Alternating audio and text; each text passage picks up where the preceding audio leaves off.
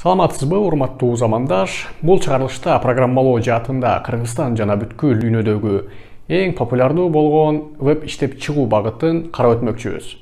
Så både kompetanno, doskonalno, originalno, fenomenalno. Веб, интернет жана маалымат технологиялары тез өнүгүп келе жаткан заманда колдонуучулардын абдан чоң аудиториясына бат жана жеңил чыгууга жардам берип, адамдын ишмердүүлүгүнө жана күнүмдүк жашоосуна абдан чоң мааниге ээ болуп келет.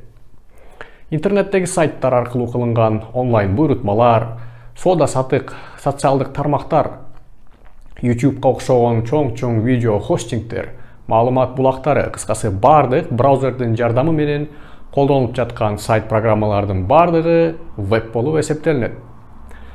Жогорудагы айтылган нерселерге таянып, биз бул жаатта эмгектенген адамдарды жөнөкөй веб-сайттардан баштап, ири кыска убакыт ичинде миллиондогон колдонуучулардын операцияларын тейлей ала турган татаал системалардын үстүндө иштейт деп тыянак чыгарсак болот. Сиз кандайдыр бир программаны колдонуп жатканда, ал кандай иштейт болду экен деп ойлонгондо оюңузга кандай нерселер келет? Балким компьютердин ичинде кичинекей адамдар программаны иштеткенде элестетилип, жомоктогу сыйкырдуу нерселер оюңузга келеби? Анда эмесе келиңиздер, биз бир мисалдын жардамы менен веб-сайттын жалпы жолунан кандай иштей тургандыгын карап өтсөк. Элестетиңиз, сиз чет жакта жүрүп, өз мекениңизди сагынып, ал жөнүндө музыканы же клипти YouTube'дан абдан көргүңүз келди дейли. Ал үчүн сиз Мирбек Атабековдун Мурасат туруна изде жүргүзүп жатасыз дейли. Сиз издөө кнопкасын басарыңыздан кийин компьютер жана программа тарабынан кандай процесстер болоорун жакындан карап өтсөк. Биринчиден, компьютериңиздин браузеринде иштеген веб-программа маалыматты алыш үчүн сервер деп аталган алыскы жакта жайгашкан компьютерге суроону же болбосо кайрылууну интернет аркылуу жөнөтөт. Сервер жөнөтүлгөн кайрылууну кабыл алат дагы жана биздин издеген нерсебизге жараша маалымат сактоочу жайдан керектүү жыйынтыкты издейт дагы, андан соң аны биздин компьютерибизге интернет аркылуу жөнөтөт. Компьютер серверден өзгөчө форматтагы маалыматты алгандан кийин аны бизге түшүнүктүү кылып, тизме катары көрсөтөт. Эгер бизге кайрадан сервер тараптан маалымат керек боло турган болсо, сайттын иштөө принциби буга чейин көрсөтүлгөндөй жол менен иштей берет. Эгерде биз көрсөтүлгөн түшүндүрмөнү жакшылап карай турган болсок, ал жаатта негизги эки нерсени бөлүп карасак болот. Бул сиздин браузериңиз иштеген жеке компьютериңиз жана алыскы жакта жайгашкан интернет аркылуу байланышта боло ала турган сервер деген компьютер. Ушуга таянып биз төмөндөгүдөй жыйынтык чыгарсак болот. Веб-сайт эки бөлүктөн турат. Анын биринчи бөлүгү сиздин браузериңизде иштеп, сиз аны менен түздөн түз иштеше турган колдонуучу тараптагы клиенттик бөлүгү жана сиздин көзүңүздөн катылган алыскы серверде жайгашкан экинчи сервер бөлүгү.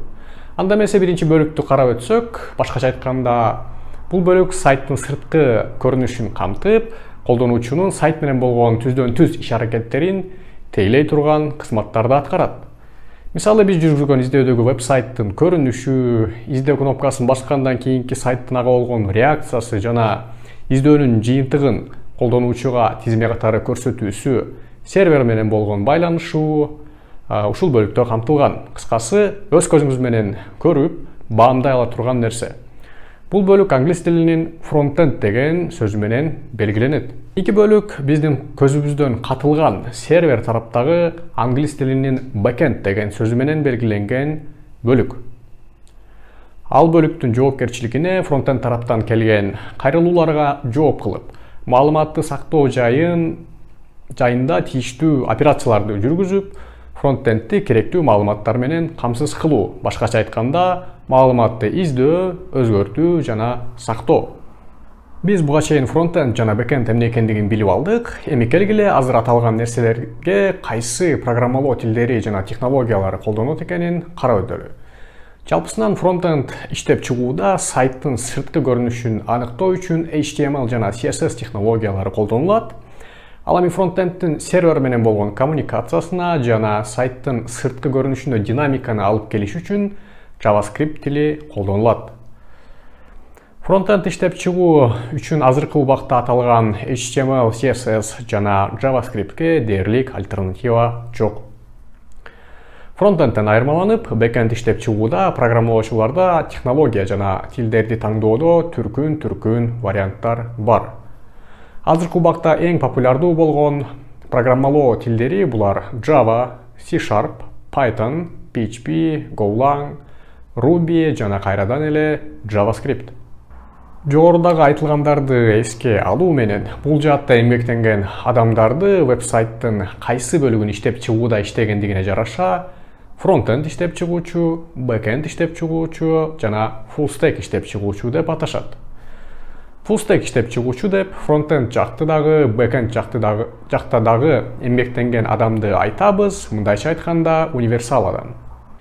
Эгер сиз веб иштеп чыгаруучу болгуңуз келсе, анда эң алгач эле сиз арсеналыңызда жок дегенде орус тилин билсеңиз сизге чоң плюс болот. Эгер англис тилин билген болсоңуз, андан дагы сонун болот.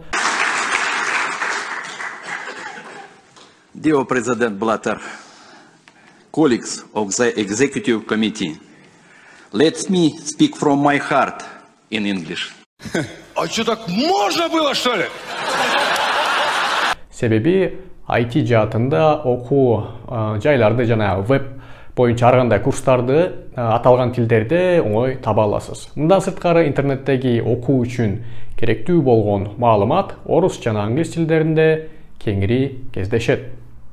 Ушуну менен бул чыгарылыш аягына келип жетти. Айтылган маалымат сиздерге пайдалуу болду деп ишенебиз. Эгер бул чыгарылыш сизге жаккан болсо, анда албетте досторуңуз менен бөлүшүп, биздин Instagram жана YouTube'дагы ойгонуунун баракчаларына катталганды унутпаңыздар. Чоң рахмат.